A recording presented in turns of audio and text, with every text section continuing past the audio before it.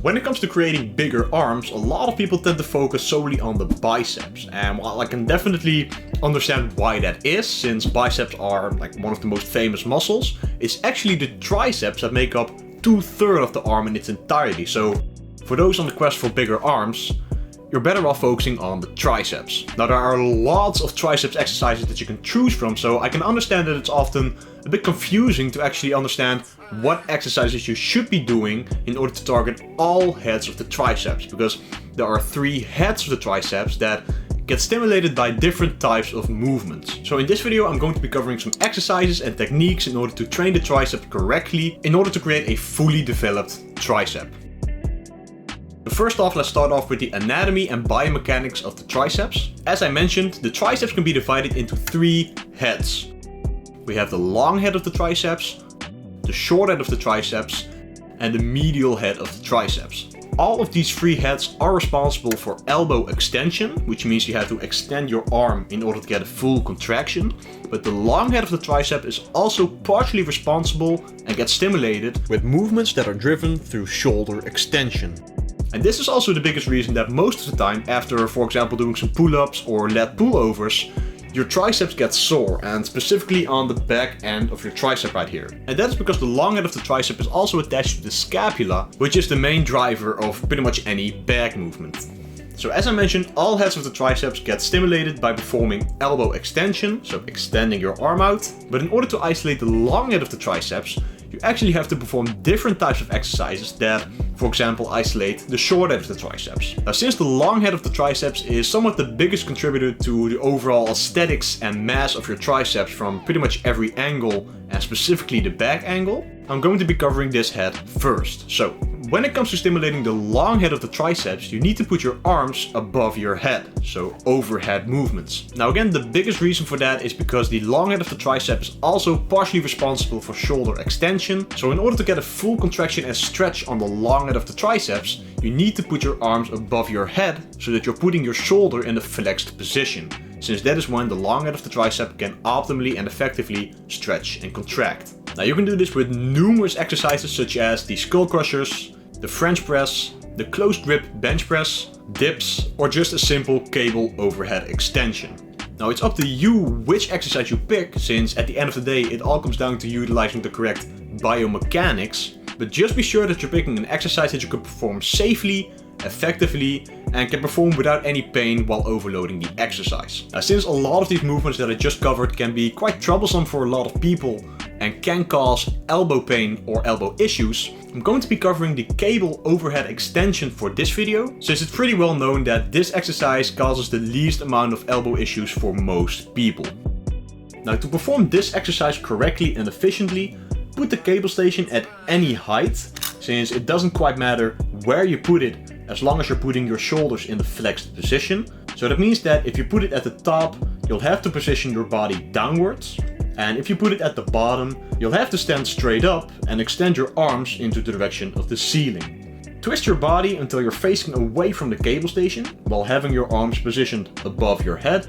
Then simply extend the arms while keeping your elbows close to your head, since if you let your elbows flare out, you're A, putting more pressure on the elbow joint, and B, putting the long head of the triceps in a less biomechanically favorable position to stretch and contract. Focus on utilizing an explosive concentric to ensure that you're fully stimulating the triceps, and a slow, controlled eccentric to ensure that you're getting the most amount of tension on the triceps.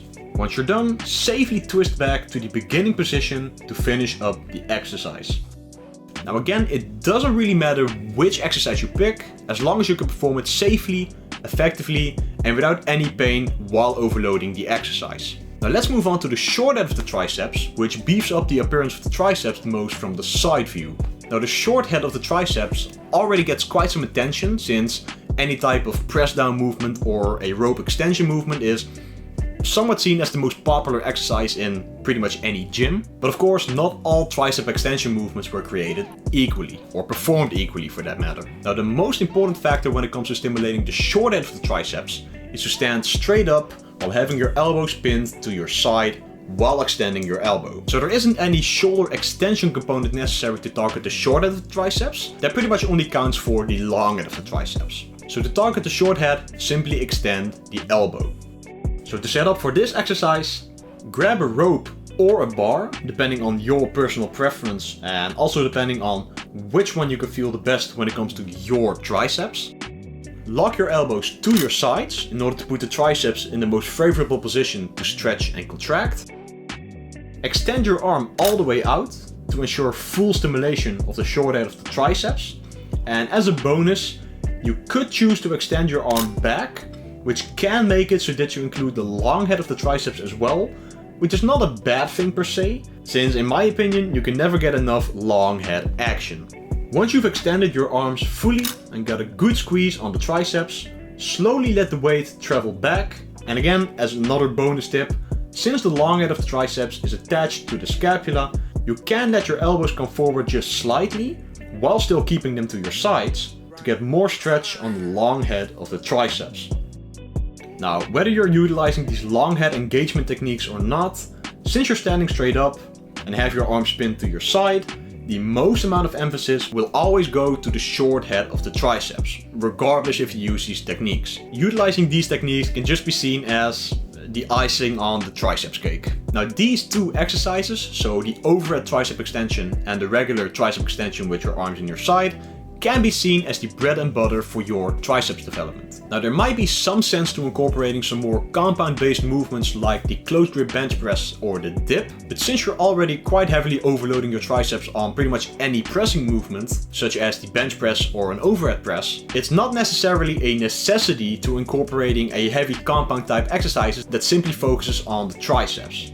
But again, this also depends on your personal preference and your personal situation. If your triceps are lagging behind and you want to really improve the triceps development, then it might make some sense to incorporating these movements, but again, this depends on your personal preference and your personal situation. In my opinion, if your triceps are not really lagging behind, you're getting quite enough overload stimulation from doing heavy compound type exercises like the bench press or an overhead press. So just doing any regular overhead extension movement and a tricep press down movement can be enough to grow your triceps. So in terms of the rep ranges, for the exercises that I have covered, so an overhead extension and a tricep press down, sitting anywhere between the 8 to 15 or the 8 to 20 rep range can be a safe and effective way to approach your triceps training. Since going too heavy with lower reps on these isolation type exercises can be pretty harmful for your elbow. So if you're ensuring that you're overloading this exercise over time and making progress on your exercise selection, this rep range can surely be effective. Now, if you do choose to include a more compound type exercise like a close grip bench press or a dip, you can choose to utilize a rep range of around 6 to 12 reps. But again, like I said, this depends on your personal situation and your personal preference.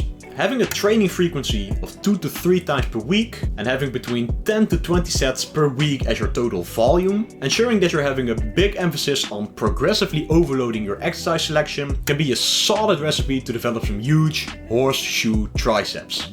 Alright, and that is all for this video, guys. I sincerely hope you all enjoyed. If you have any questions regarding triceps training or triceps development, then please let me know in the comments down below. If you enjoyed this video and got anything from it, then please smash the like button because it truly helps out the channel grow and helps us spread the video out to a lot more people. Comment down below and subscribe to the channel and turn post notifications on for so much more content coming really soon. I'm out, guys, and peace out. See you in the next one.